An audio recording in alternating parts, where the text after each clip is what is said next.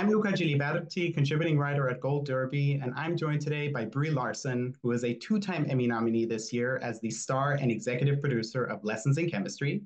Brie, first of all, congratulations on your two nominations and on the show's 10. And before we get into the show, walk me a bit through nominations morning. Did you watch the announcement live, or how did you learn about the good news? I watched part of it live. I woke up to my phone buzzing. Um, I have to say that I wish I could say I had the courage to like actually set an alarm and watch, but it felt too heavy on my heart, and so I was like, I'll find out later. It's just so once that first one came through, then I was up and I watched the rest of it. So it was kind of perfect and surreal because I still felt like I was in the dream time when I was watching it. Yeah, I can imagine. It's already nerve-wracking for someone like me, like a fan of these shows, to watch the announcement. So I can't even imagine when you're, a potential nominee. And then it's also strange because you have some categories that are announced on a telecast, and the others have to be looked up. So it's Yeah, right.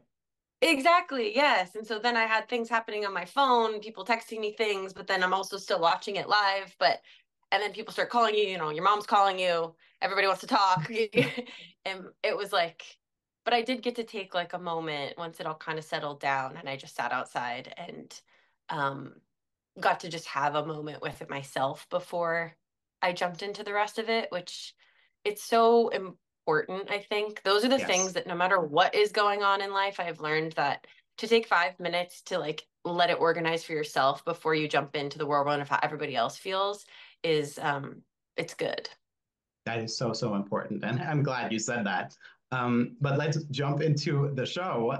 And Sure. I want to actually start by talking about your role as an executive producer briefly, because you said that one of the main reasons you decided to sign on as one is that a character as rich as Elizabeth Zott deserved and required thorough investigation, and that being there from the beginning was kind of the way to ensure that. So, could you talk a bit about how your early involvement in the project ultimately shaped the Elizabeth and shaped the Yeah. show that we get to see on screen? Yeah. Well, I think it's the recognition of all of the different crafts that it takes to make a show, to make anything, a moving picture of this kind. It's all these other crafts that I am not an expert in, but I want to collaborate with. So when you get to start, in this case, it was 2 or 3 years before we actually filmed it. Mm-hmm. You're there on the ground level, having conversations and helping to curate the experience of people and saying, okay, we're all going to work together and we're all seeing the same thing.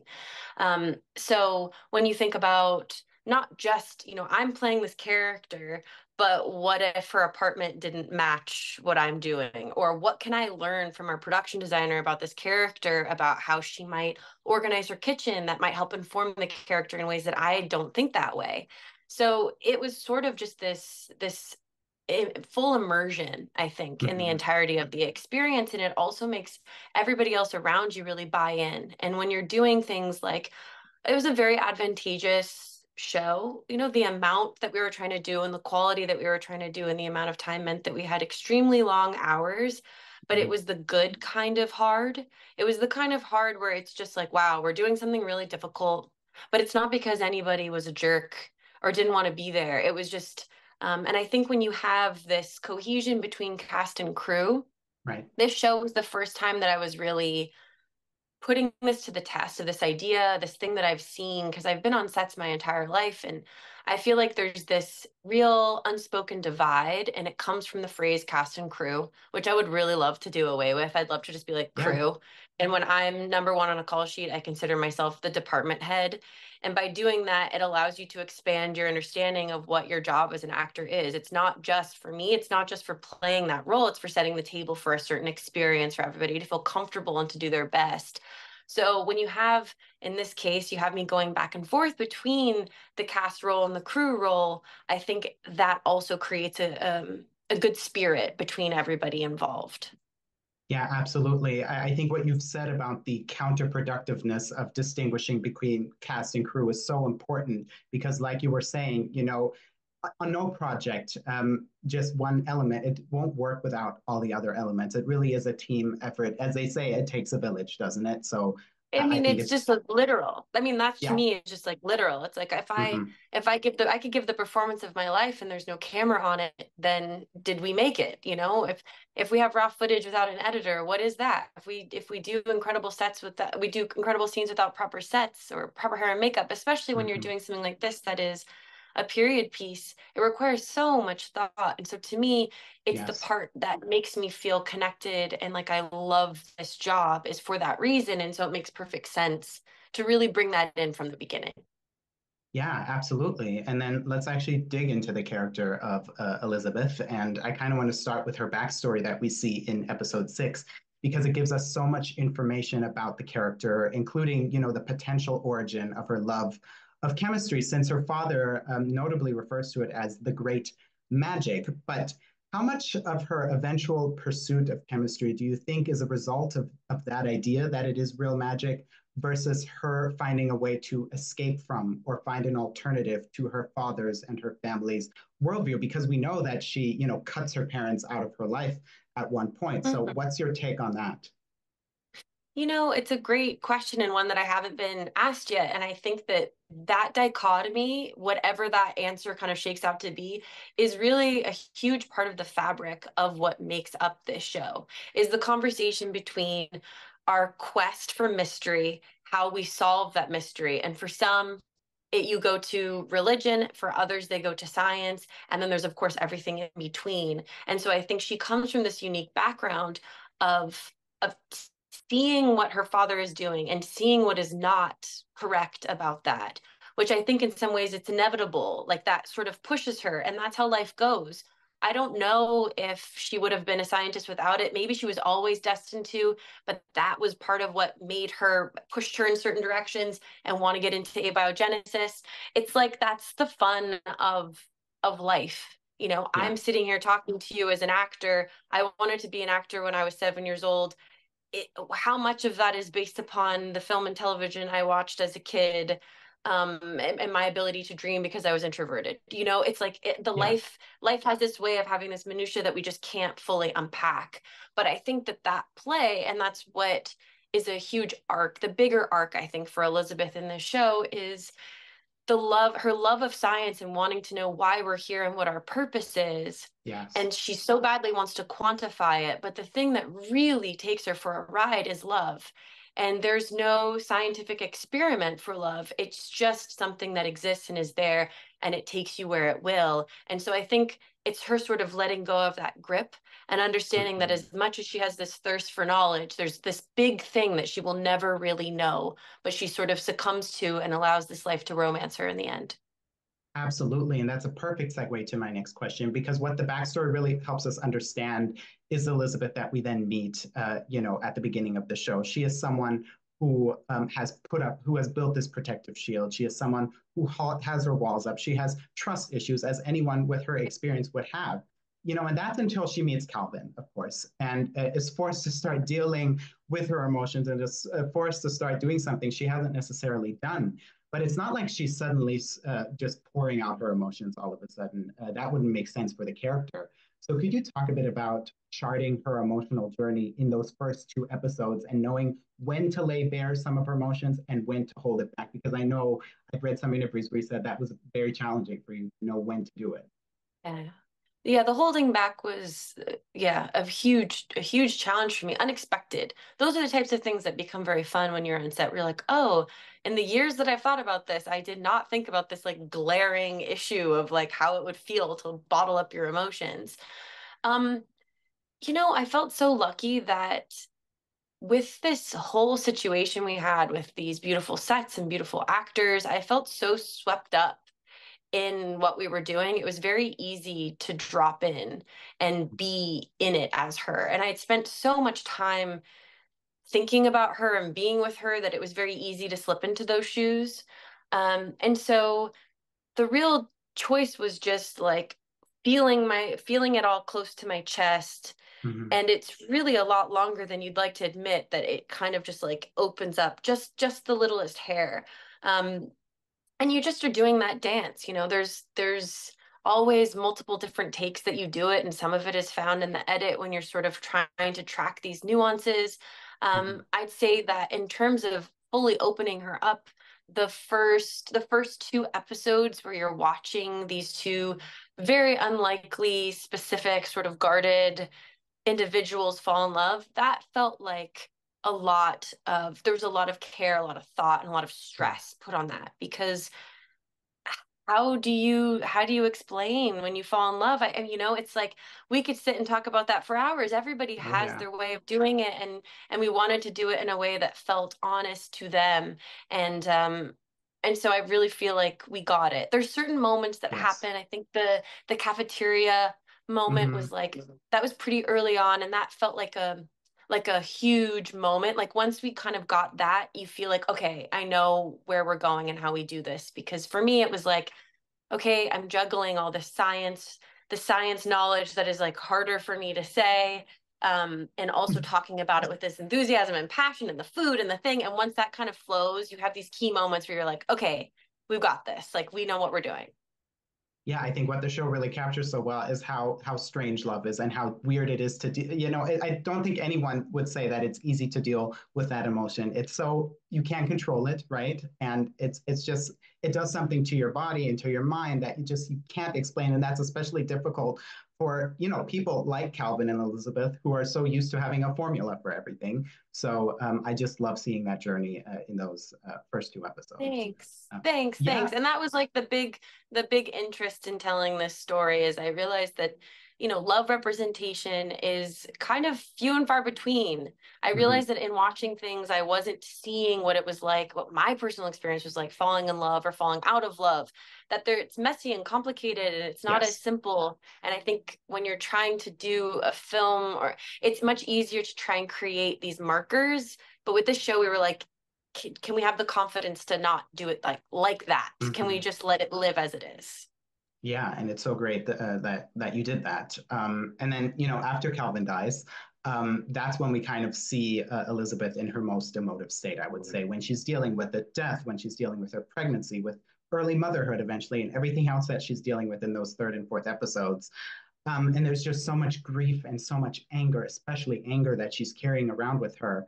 And I'd be curious to hear from you whether you think all of that, everything that she's feeling is just a result of Calvin's death, or would you kind of say that it's maybe an accumulation of every emotion that she has stuffed down, dating back to her childhood, dating back to her Mm-hmm. brother's suicide? Mm-hmm. Yeah, I think that's fair. I mean, there's the death, but there's also so much misfortune that goes along with it. An unexpected pregnancy, losing her work, and just this loss, and she's completely unmoored from the rest of her reality. And so I think there's like such a sense of overwhelm that it almost just kind of creates this solid lock in her that she can't actually open up to and look at because it would just take her to the floor. And I realized that when for her, when she's not expressing those emotions and they're not coming out, it's like she has to fight. Like she has this thing where like she will not, even in a quiet moment with herself, she will not. It's like, Mm-hmm. but you realize that like the fight isn't always in the fight. Sometimes the fight is in the letting go, and that's what she's discovering.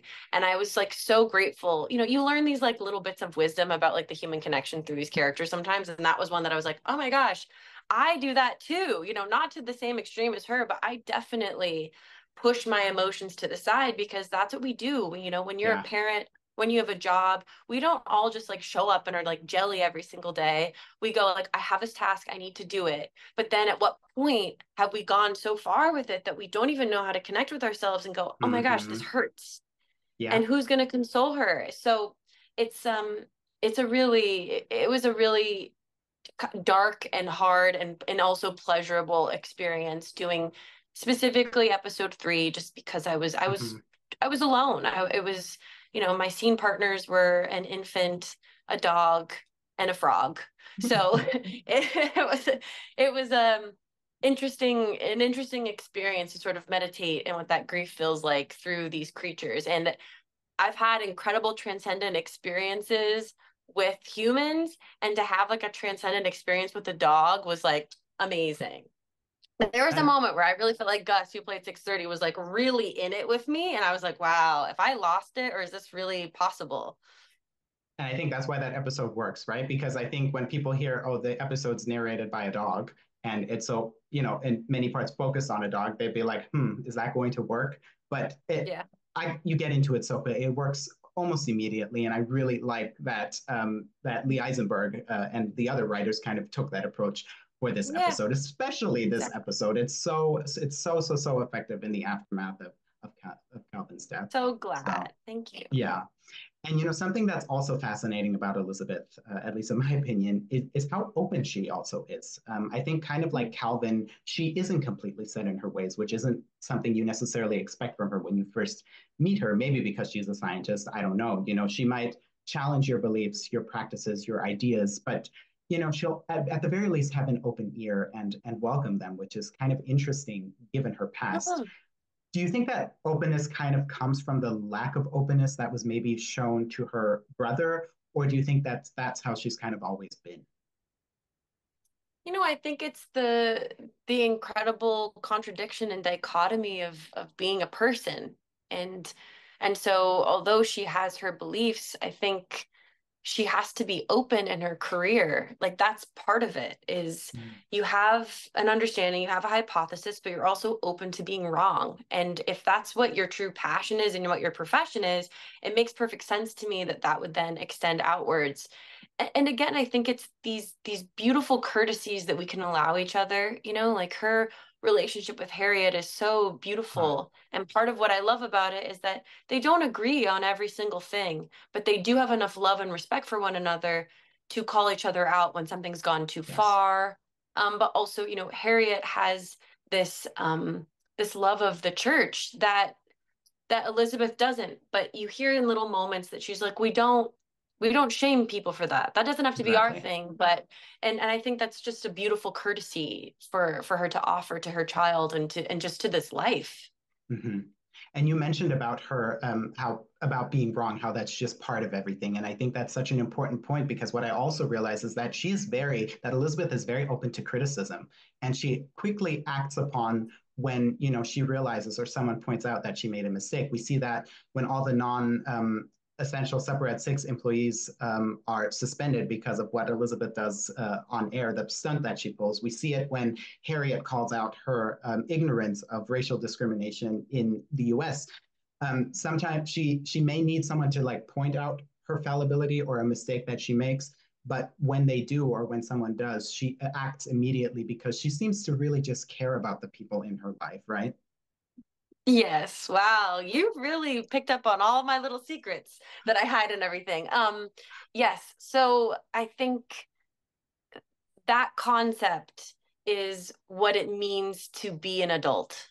And so whether it's being like there's various ways of being a leader, of being a superhero in these ways, and nobody does it perfectly. You do your best guess, what you feel is the best, and that allows you so many other things. It allows you to speak your mind, to stand in your truth, but with the flexibility of my heart is in a true place and I'm trying to do good. I will do wrong sometimes, and the courage to know that I believe in myself to handle it.